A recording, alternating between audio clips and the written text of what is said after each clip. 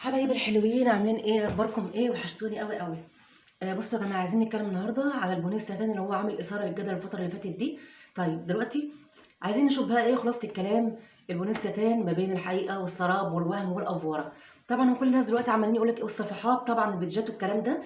والمحلات طبعا. ده البنيه السعداني ده اهم حاجه في الدنيا، ده هو من غيره شعرك هيبوظ. شعرك هيتقصف، شعرك هيتقطع، الكلام ده كله. مع ان احنا عمرنا كله كنا عايشين من غيره. طيب. آمم أنا جرّبته، كنت جايباه بكام؟ أول حاجة أتكلّم في السعر، كنت جايباه من 50 أو 75 من كام شهر كده، من محل أسعاره كويسة، مش حكاية إن هو رخيص لأ. فرُحت في محل تاني لقيته ب150، نفس الخامة ونفس الوضع ده كلّه. تمام. هو طبعًا بيبقى إيه، اختاري اللون اللي أنتِ بتحبيه. أنا اخترت اللون الزيتي، لإن أنا شُفته أهو. مش هاقدر أقول حاجة أكتر من كده. أنا باعشق اللون الزيتي يا جماعة. هو برضه الميزة اللي فيه بيبقى دايمًا له ضهرين، يعني وِش وضهر، أو يعني الاتنين تعرفي تستعمليه. فأنا مش باستعمل اللون الغريب ده، هو ما اعرفش اسمه إيه بقى اللون ده. المهم أنا باستعمل ده على طول، اللون ده كده البسه كده. طيب. إيه رأيِك فيه يا صفصف؟ عمل معاكِ حاجة؟ فرق في شعرِك، خلّاكِ رابنزل يعني والّا خلّاكِ سندريلا؟ بصوا يا جماعة، بالنسبة للبونيه الستان هو حلو في أوقات وأوقات تانية لأ. يعني مثلًا جايباه من أيام الصيف. هل أنا لبسته في الصيف؟ لأ طبعًا. يعني جرّبته لقيته بيحرّر جدًا، جدًا. بيعرّق الشعر. طبعًا إحنا مش عايزين شعرنا لا يعرق ولا ي يعني مش عايزين يعرق بقى ويطلّع مَيّة ويتحَر والكلام ده كلّه. بالعكس، ده يعني دايمًا بيقول لِك الشعر خلّيه دايمًا متهوّي، متهوّي، متهوّي. طب وأنا أنا هاكتمه ليه؟ ما اكتموش. يعني أنت هتحافظ لي على مش هتخلّي في تقصيفة وهتخلّيه يعني نايم مش هايش، وفي الآخر الشعراية نفسها مضرورة أو الجدرة نفسها مضرورة. فأنا بصراحة خُفت إن هو بمرور الوقت اللي هو شعري بقى يبتدي يُقع. طيب استعملته من إمتى؟ أنا استعملته من حوالي شهر كده، لمّا الشتا دخل. خدوا بالكم لمّا الشتا دخل. هو له وظيفة تانية يا جماعة هتضحكوا عليّا دلوقتي. أنا بالنسبة لي مش عشان شعري بس والكلام ده. أنا هو بيدفّيني، بجد بيدفّيني، بيدفّي وداني، بيدفّي شعري. في حاجة برضه يا جماعة أنا كنت لاحظتها بجد، دي حقيقة. أنا أمّا كنت زمان كنت بالاحظ إن لمّا الشتا بيخش وآجي أعمل البطانية كده. فطبعًا إحنا بنحب نتغطى، وأنا من النوع اللي عندي أصلًا أنيميا. الأنيميا بتاعتي 8، فده اكتشفت مؤخرًا برضه إن ده بيخلّي الجسم اللي عنده أنيميا بيسقع شوية عن اللي جسمه إيه، طبيعي أو ما عندوش أنيميا يعني. فلاحظت إن أنا أمّا باجي أنام طبعًا باجيب البطانية أوي كده عليّا أو على شعري والكلام ده. لقيت إن أنا دايمًا في الشتا بتحصل لي إيه هنا، مروحة كده. خلاص. دي أنا يعني اكتشفتها مؤخرًا جدًا. يعني ربطت الأحداث اشمعنى في الشتا بيحصل لي المروحة دي وشعري بيتقصف من هنا. أنا كنت فاكرة الوضوء بصراحة والمَيّة وكده. اكتشفت لأ، طب ما أنا باصلّي في الصيف الحمد لله يعني. فحسيت إن هو من البطانية. البطانية بقى رايحة جاية، رايحة جاية. أنتِ بتتحركي هي بتتحرك معاكِ، بتقصّف لِك الشعر. فأنا لقيت إن البونيه الستان ده بالنسبة لي، يعني أنا ممكن لو حد شافني من اللي هُم بيعملوا الحاجات دي أصلًا هيضحك عليّا، يقول إيه الأسباب الفظيعة دي؟ ده السبب ده أصلًا ما حدش ذكره. أنا بالبسه في الشتا فعلًا. بيحمي لي الحتّة الأولانية دي والحتّة دي، وطبعًا دي أهم نقطة عندي يا جماعة. الشعر ما يبقاش متقصّف من قدّام. فدي أول وظيفة ليه. لأ، أول وظيفة التدفئة. تاني حاجة إن هو فعلًا شعري محافظة عليه الفترة دي، مش بيتقصّف ولا الكلام ده. وحاسة إن شاء الله لسه الشتا قدّامنا 4 شهور والّا حاجة. فحاسة إن إيه، إن شاء الله شعري هابتدي أحافظ عليه بسبب البونيه الستان. طيب. آآ هل له بديل في الصيف؟ طبعًا له بديل في الصيف. لو أنتِ عندِك cover المغطى المخدة نفسها ستان، عندِك cover أوكي، أنتِ كده حليتِ المشكلة من جذورها. عايزة أقول لكم على حاجة أحسن كمان من الستان يا جماعة، الحرير. لو عندِك طرحة حرير أو كده، أو cover حرير، أو أنتِ عملتِ cover حرير من أي، يعني خلّيتِ الترزي بتاعِك يعمله لِك والّا حاجة.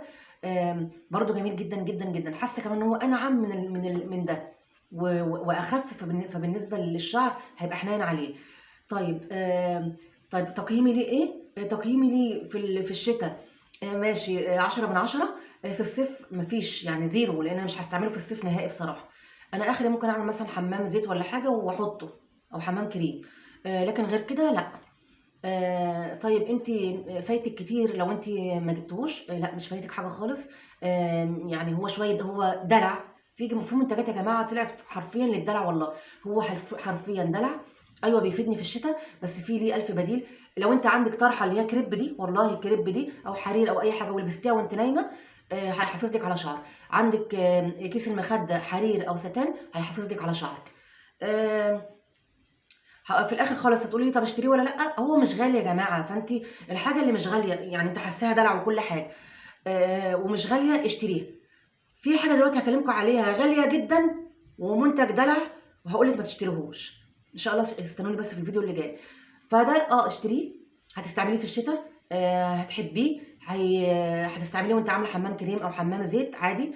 بدل ما يعني انت هتبقى حاطه الكيس، البسيه فوق الكيس خلاص، ما تحطوش مباشره على حمام الزيت او حمام الكريم لانه هيمتص طبعا. اشتريه، مش غالي، هتحبيه في الشتاء، مش فايتك خالص حاجات كتيره خالص لو ما جبتهوش، صدقيني يعني مش ورا كلامي. بصوا يا جماعه، انا بحاول ابقى عندي مصداقيه ان شاء الله يعني بفضل ربنا في حاجات معينه كده، في كل حاجه ان شاء الله، بس في حاجات معينه بجد بيبقى عليها اثاره جدل جامده قوي يعني دوت. وحاجه كمان هكلمكم عليها دلوقتي، معمول لهم يعني، والمنتجات الكوري والكلام ده، لا والله يا جماعه عادي جدا جدا جدا جدا، ولكن انا لما لقيته سعره حلو اشتريته. يا رب يكون الفيديو عجبكم وتكونوا استفدتوا. اشتروه في الشتاء، اشتروه لانه هيدفيكم. في الصيف ممكن تستغني عنه تماما تماما تماما. اللهم اني قد بلغت، اللهم فاشهد. استنوني في الفيديو اللي بعد كده بنفس اللبس برضو. بصوا يا جماعه انا بلبس، ومثلا لو ورايا مشوار ولا حاجه، انا دلوقتي كان عندي مشوار عملته، وابتدي بقى ايه اعمل كام فيديو بنفس اللبس يعني، لان انا بجد بعاني. انت بتكوني قاعده متدفيه تحت البطانيه، وبعدين بيبقى خلاص انت عايزه تصوري، فبتقومي تلبسي وتحطي ميك اب وتظبطي الدنيا من الاول للاخر. فسامحوني لو قررت اللبس يعني، ماشي. يا رب يكون الفيديو عجبكم، واختاروا جيبوا لون زيتي، هيفرق قوي معاكم. لا طبعا بهزر يا جماعه، اختاري اللون اللي انت بتحبيه، بحيث ان انت ما تبقيش جايبه لون مثلا، يعني انا مثلا ما بحبش اللون البني مثلا او اللون الاصفر، فاستحاله اروح اجيب اللونين دول، هيبقى اصلا بيستفزني اصلا. فانت جيبي لون بتحبيه، واوعدك في الشتاء تستعمليه وهتحبيه. يلا اشوفكم ان شاء الله في فيديو بعد كده، واستنوني ماشي، وتابعوني يا جماعه. لو وصلتوا للجزء ده من الفيديو اعملي لايك، كومنت حلو، قولي لي لو عندك نقد حلو قوليه، عندك نقد وحش قوليه بطريقه كويسه رفقا بالبني ادمين. احنا عايزين نبقى يا جماعه ايه، شفتوا جمعيه الرفق بالحيوان، عايزين بقى الرفق بالانسان، عايزين ايه، نبقى حنينين على بعض، نحب بعض، ننقد بعض بطريقه شيك، بطريقه محترمه، اللي هو عشان ايه، الناس تتطور، مش عشان اجيب لك احباط او اخليك تقفلي القناه. تمام. يلا يا جماعه اعملوا لايك وعرفوني ان الفيديو وصل لكم يا جماعه، بليز بليز بليز لو وصلتوا للمرحله دي. يلا مع السلامه يا حلوين.